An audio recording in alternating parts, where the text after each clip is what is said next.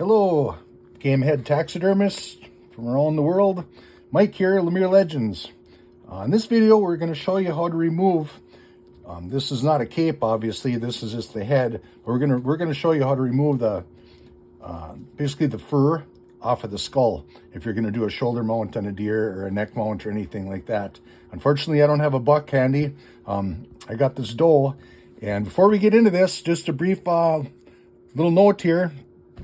If you're a tenderfoot, tender heart, this is probably not the video for you. This video is for educational purposes only as a taxidermist in the taxidermy field.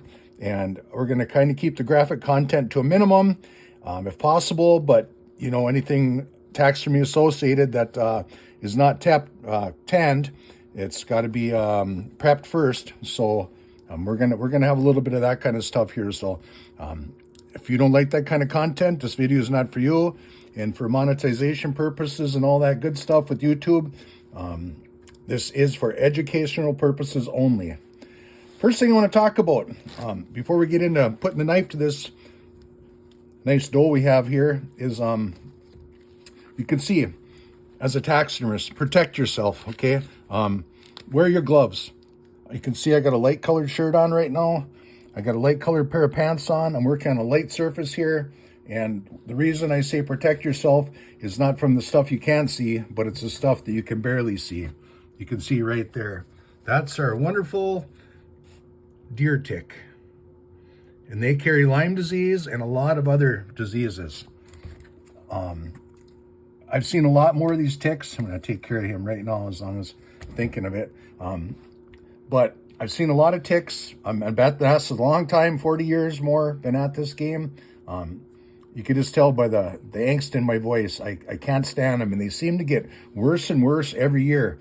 And there's all kinds of deals associated with the ticks and all that. Not to get on my soapbox about that. I'm not going to get political and all that kind of monkey business about it. But I mean, they just seem to get to be more and more all the time. So my point of the whole thing, before we get into getting the knife after this deer again, is drop me a note. Would you drop me a comment? Where you're from, what type of deer ticks, Lyme ticks, you know, Rocky Mountain ticks, whatever you guys deal with. Drop me a note and tell me what you think about the ticks in your area. I'm really kind of curious what it's like for you out there. And that is one of the reasons I really don't do a lot of taxidermy anymore, as far as the big game heads and our black bears and things like that. I mean, we have these deer ticks. They are in everything. Even our rough grouse now, we have deer ticks. In early fall, early October, when weather's still 60-some degrees, they're probably still in the feathers and the fur, but they don't, or the feathers of the birds. Not quite so prevalent when the wind gets and the cold comes, but in the grouse, but they're probably still there. But anyways, enough on my soapbox. But like I said, just drop me a comment. I'd really be interested in hearing what you have to say about the tick situation in your area. So let's get after this. Usually my warped sense of humor and all that, but the serious side of me took over. And the reason I get serious about these ticks is I know a lot of people that have been bitten, and sometimes they don't even know they're even bitten. 3-4 years later, you know, they've got medical complications, which is unfortunate. So, excuse me. All right, here we go for all you tenderfoots. Shut the camera off now. My rant is done, and this is what we're going to start with. We got 2 different knives going here. Now, what I like to do, if you're going to do a shoulder mount, and obviously we'd have more cape here and all of that, but for this video and educational purposes, I just want to show you how to remove this from the skull. I like to come in this way when I start on my projects, my big game heads. And this is how I learned. You know, this is the type of knife I use. You can use whatever you want. I just like to use a utility knife because the blades are quickly interchangeable. And when you start working around on the skull like this, you're gonna dull your blade real quick. So what I like to do is I like to come in here, okay, and you can see right here, you want to keep that lip on your deer. So you want to cut close to the skull and leave all that membrane and all that on there. That's your lip line. That's going to get tucked inside of your mannequin. Apologize for the lighting here. I'm trying to do the best I can. And that's reason I like to use two knives is they do dull quickly. And the same thing on the bottom here. You're just going to get back in here and we're going to work that down.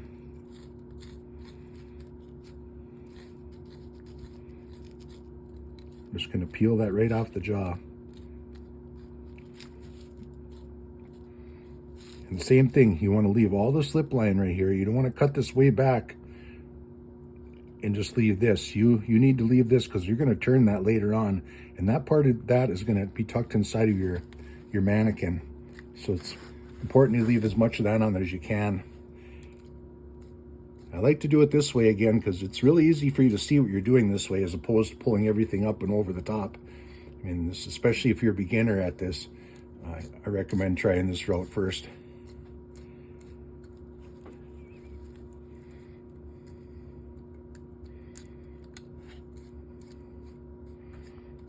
Kind of see what I'm doing right here, and again, apologize for the content. You know, it's a little bit graphic. I said this in other videos, and I'll keep saying it again. This is for educational purposes, and you know, I know a lot of trappers and other taxidermists, they really struggle with what's allowed on YouTube and what's not allowed. I mean, sometimes they'll send you a warning, they'll pull your video down. You know, you won't get your monetization, which is your AdSense money, for doing this. And obviously, when I share these videos, right now at this stage of the game, I'm doing it free of charge, just so I just make people aware, you know, of the tick situation. And you know, I don't want to scare. I just want you to be aware, basically, if you're going to be into the taxidermy field, that you know these things are out there and they do exist. These little buggers, these ticks. So use some caution. But you can see what I'm doing right here. Sometimes it's easier to show than kind of explain what I'm doing. And you can see that right there, okay? Basically, you're just peeling that all back off of the skull.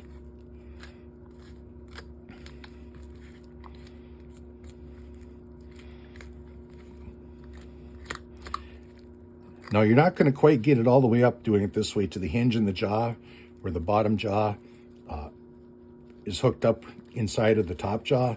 I mean, you're probably not going to be able to get it that far going from this way, but you can get a pretty good start and a pretty good feel for it. And you could probably want to leave a lot of this stuff on here too. You know, I mean, you're not going to need all of this to tuck. You can come back around here and you know, you can, it's called turning your lips on your deer. And we're not gonna go through that part of it, but in the next episode, I am going to show you how to turn the ears on a white-tailed deer, actually on this doe head here, with two real simple methods. And that'll be the next episode after this one. So check that out.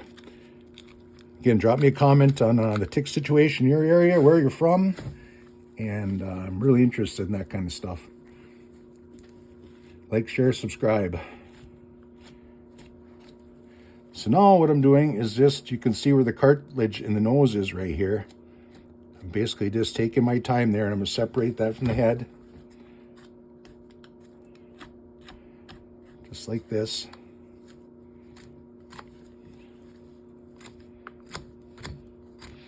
You kind of get a feel for where you're at, where the bone is and where the fur is.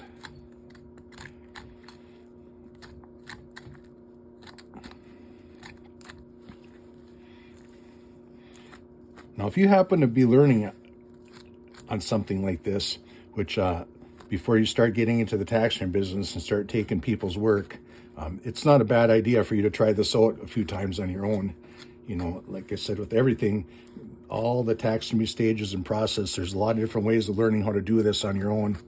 And there's a lot of knowledge. There's an ocean of knowledge out there in the taxidermy field. And if you want to get into it, this is a good practice way. You know, just get that doe and just give it a trial run. I know when I was in taxidermy school, that's what we had to do. I did a 8-point buck and a doe, and the instructor had the deer frozen, and we had to remove them off the skull. And again, the fresher the specimen, the better. You know, if that deer's in the freezer, it's great for getting rid of the ticks. You know, if it's in the freezer for a week or so, they tend to freeze up and they don't return. They don't start moving around on you real slow and all that monkey business. But the downside is your ears are going to start to turn on you. You know, they're going to start to dry up and they're not as easy to turn. And the same thing here. This is going to be a little bit harder to remove around the eye. And this this is going to start to dry up on the front here, and it's a little bit tougher to remove. Okay, so you can see what we did here. We just basically turn it just like that. Okay, so now what we're going to talk about is the various cuts to make on the other part of your deer. All right, if this was a buck, and I just got this for demonstration purposes here. If this was a buck, okay, one of the things here on our deer in the North Country here and up into the Canadian deer is from the corner of the eye to the base of your skull right here, when you go to set your antlers, is about 2 inches, right to here to here. And of course, you know, you're going to have, you know, you can go tip to tip of the nose, tip to tip of the nose, but that would be in another video also. I don't want to get too far ahead of myself on that, but that's just a good little illustration point. You know, if you're with us this long, you're always going to pick up a tidbit of taxidermy information, you know, probably not relevant to the one piece of information and content you're watching now, but what I've always noticed is from this corner of this eye to here is 2 inches when you go to set these antlers. And the other thing I want to talk about, as long as I got this in my hand, is a couple different cuts you can make on your whitetail bucks. Okay, one is called a Y cut, where what you do is you come from about right here on your deer and you come straight back just like this. Okay, right down just like that. And why they call it a Y, obviously because you make your incision right here, and then you go from behind the burr right to here, and then the other burr right to there. So you got your top of your fork and then a straight cut here. That's called a Y cut. The other type of a cut that you can make on your deer is basically like a 7 cut, which what you do is you go from one antler burr to the other antler burr, and then you come down just like this, just like the number 7, in between and then down. And then what you do obviously is you just start removing the fur from around your antlers, and that's why I like to use these knives too. It's really raises some havoc on your knives. So these interchangeable utility knife blades are really cheap, and you can get in there and you don't have to use a real expensive knife and break your tip off. So that really works good. You know, a lot of folks use scalpels and whatever else, but this is what I learned with, and this is what I'm comfortable with. So let's put the buck away, get back on this doe. So what we're going to do here now is we made our incision, okay? And if this is a full-length cape, if you're going to do a shoulder mount with this deer, there's a couple different cuts. You can make what's called a tube cut, maybe a 12 or 16-inch cut that you can just, you don't have to go all the way down the back, and that saves you a tremendous amount of sewing. Or you can do the full-length cut also down the top of the back. And I know our northern Minnesota deer here, like a lot of parts of the country, if you want to follow that center line and you want to know if you're center, on a mature buck, 9 times out of 10, there'll be this like this dark right here. You can see this darker fur as opposed to this lighter fur. There's usually about a 2-inch strip down the top of the spine on our whitetails up here. So it's real easy for you to follow and know where the middle of that deer is. So when you start going down your cape, you're not wandering left or right. You can pretty well get a straight line. So we got our little incision here. And what we're going to do now is we're going to get in at these ear bases right here. We're going to start skinning this back. There's another one of our little friends right here. Little tick. Little buggers.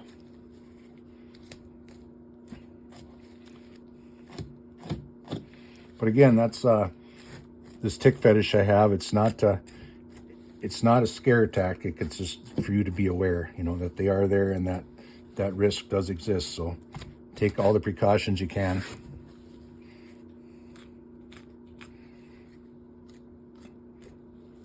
And I'd really appreciate that. Again, I think this is the 3rd time I said that, and I get repetitive on my little soapbox here. But drop me a comment. Let me know where you're at.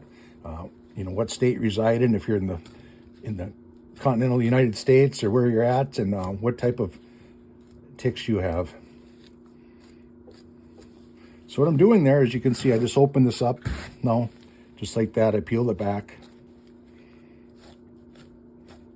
You can hear my blades are kind of getting dull, and when you're using a utility knife blade, that sound right there, you hear that? That's the sign of a dull blade. You start hearing that scratching sound. But we're just going to muddle through with this one right here. Work it down. Okay, now we get to this ear right here. I'm going to try and keep my big thumb out of the way so Joe can film this. I'm short. Okay, right at the base of the ear,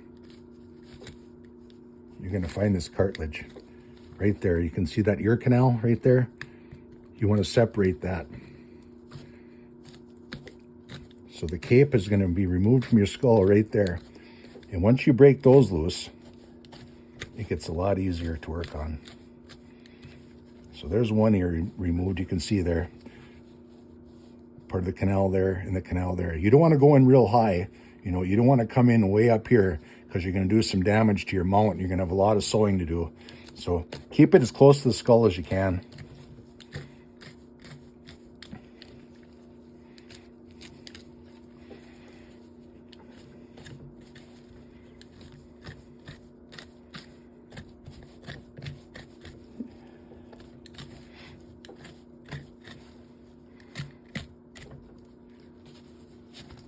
Now, what I think is the most critical part is going to be coming up here when we do this, after we do this other ear here, is you want to make sure that you don't start cutting your eyelids into your eyelashes or any of that kind of stuff. You don't, and I'm going to show you how to do that. It's a really simple little trick that we're going to get into here in just a couple of minutes.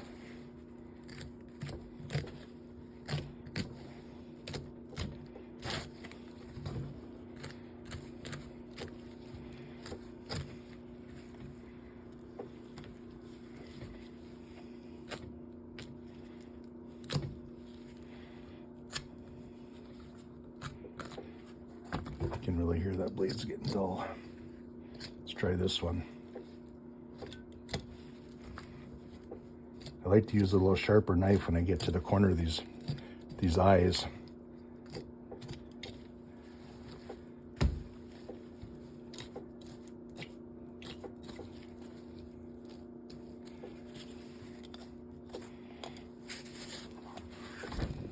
This is actually a little bit trickier to keep the head steady when you don't have the rest of the cape on here. Just to try and do the head, it's swiveling and moving around on you. It's actually a lot easier to do if you got some extra fur on there, the rest of the cape. But we're managing, we're getting through. You get the gist of what I'm doing here. I'm not going to get real into detail on this. You know, the best method for you to really learn to do this is just to grab a head off of a deer and just get a feel for it and just to do it.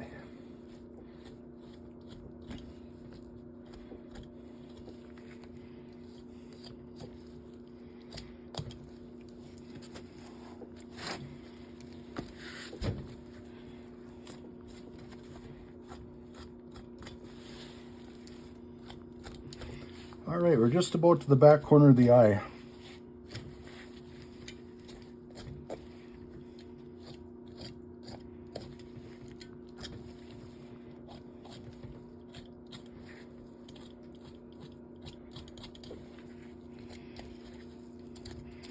This was kind of just a spur of the moment video. I'm like, hey Joe, I got this doe head here. Let's just show the folks out there how to take the cape off of the head and then how to turn an ear. So I wasn't really totally prepared, so I didn't have a big joke book lined up for you today. My apologies for that, but not a lot of jokes today. It's been a long fall. And we had 22 below Fahrenheit last night here in northern Minnesota, December 3rd, 4th. So we're trying to get in that Christmas spirit, but you know, when it gets that cold, not really.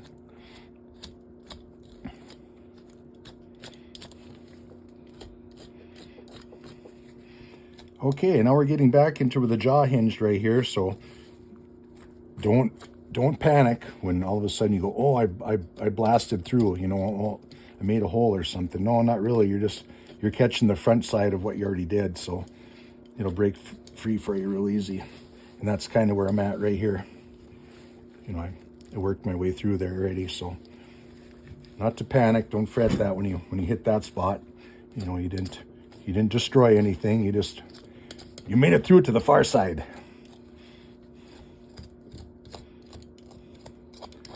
All right, and we're just continue working this around here. And you can see the back, basically the back orbital of your skull here where the eye is. You know, you can see that blue right there.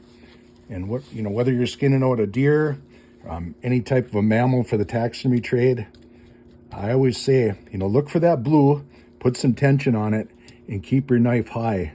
Not real close to your cape. Keep your knife high on the skull. And you start popping that little hole through there.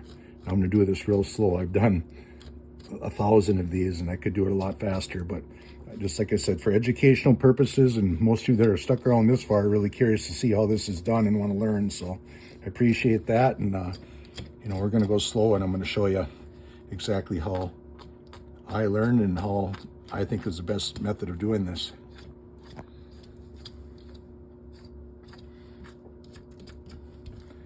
Okay, now we're just going to go through this real thin skin right here, just like that. You can see you got your eye. Keep your knife high. Now you can see where your eyelid is there and all of that. You don't want to cut that. So again, keep your knife high and up against your skull. And slowly work it back. Now we're going to get it down into your tear duct area, and the same thing. Okay, that's where the tear duct starts. That's the corner of your eye right there. Keep your knife high. And start working that away. Now what you can do is put your finger in here, and that'll help you get some tension on that.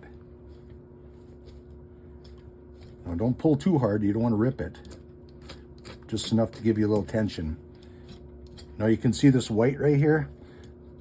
Okay, that's where your tear duct of your eye goes down inside. So you just want to take the tip of your knife and start working that a little bit. Now you are going to rip a hole here in the tear duct, but you want to keep the damage to a minimum, and it's no big deal because you're going to tuck that down inside your tear duct anyway. But like I said, you just want to keep the hole to a minimum. You don't want it to get out of hand on you.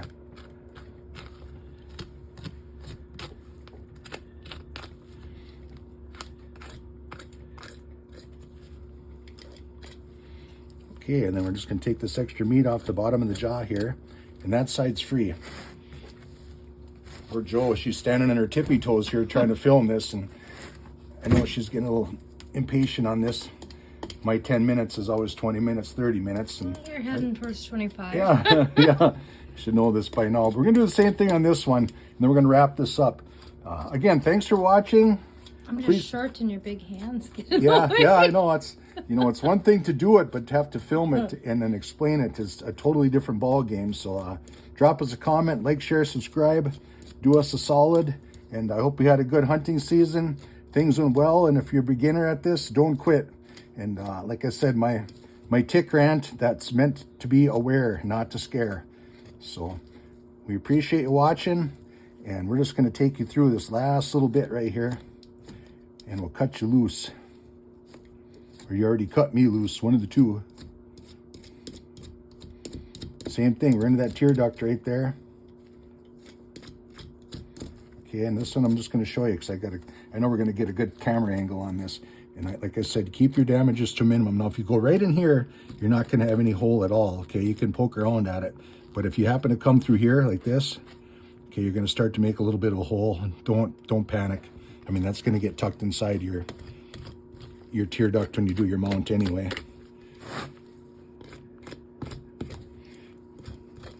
I know I'm going to get some comments on how do you tan that, or how do you do this and that, and all that kind of content.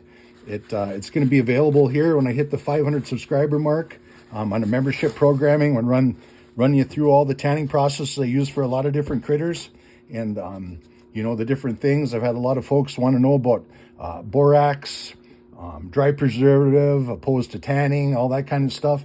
And I decided my plan of attack here, after making, we're probably pushing 50, 60 taxidermy videos, is I think I'm going to do that on a membership program. It's not going to be that expensive if you want to learn that content. And when I get to the 500 subscribers, we're going to open that up. So thanks for watching. Hit that subscribe button and keep on ticking. Oh, these little bastards. All right. Thanks for watching.